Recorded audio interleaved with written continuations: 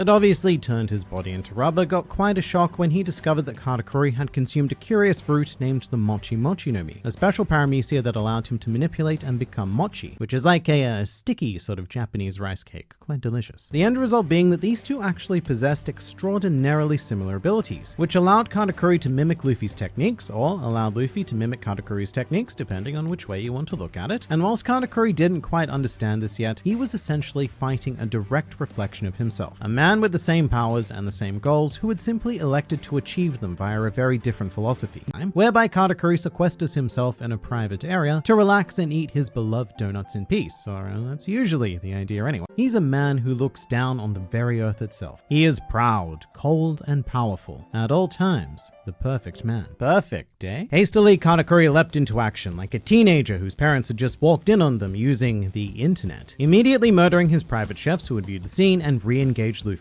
But by now, it was too late. There was no getting this toothpaste back into the tube. The illusion of perfection had been completely shattered, and Luffy was able to take advantage of this by landing his very first hit of the fight. I thought you were invincible. My punches went right through you. I thought they didn't work, but I was wrong. My attacks can hit you. And indeed they could, but it's not because of anything Luffy did. Rather, it was because of the state of emergency that Kartakuri had been plummeted